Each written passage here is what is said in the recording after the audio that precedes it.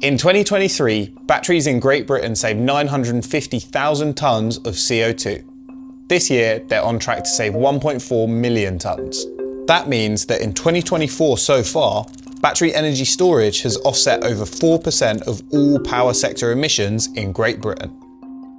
The vast majority of these savings come from batteries performing frequency response services, which help maintain grid frequency. The green portions of these bars represent carbon savings from inertia. Essentially, batteries providing frequency response means that NESO needs fewer carbon-emitting CCGTs to provide inertia to the grid. In the first 8 months of 2024, this has saved around 580,000 tonnes of CO2. And you might notice the jump in savings from inertia from 2022 to 2023. That happened because NESO made the decision to reduce instructions to CCGTs for inertia management, specifically because of how good batteries are at stabilising grid frequency. Batteries also offset carbon by replacing CCGTs in the mandatory frequency response service, which is represented by the purple section of these bars. But maybe the most interesting thing about this chart is the blue section, the carbon savings directly from battery energy actions.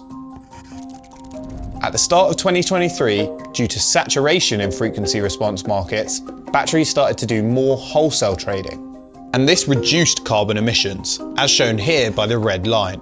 This line rises more steeply in 2024 as batteries become more focused on wholesale trading. But why is there a link between wholesale activity and carbon saved? Well, let's look at an example of a high carbon saving day this year.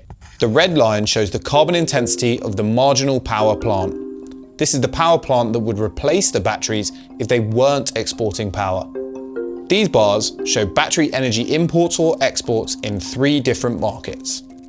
Batteries trading wholesale energy, shown in blue, imported while the marginal carbon intensity was 0, which means they imported zero carbon renewable energy.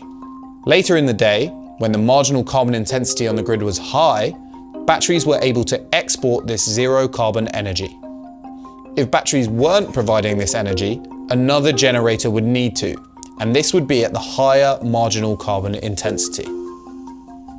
Overall, battery action saved over 1,000 tonnes of carbon on this day. As batteries trade more wholesale energy, carbon emission savings will continue to grow. Modo Energy subscribers can read the full article to find out which individual batteries have saved the most carbon in 2024. Thanks for watching.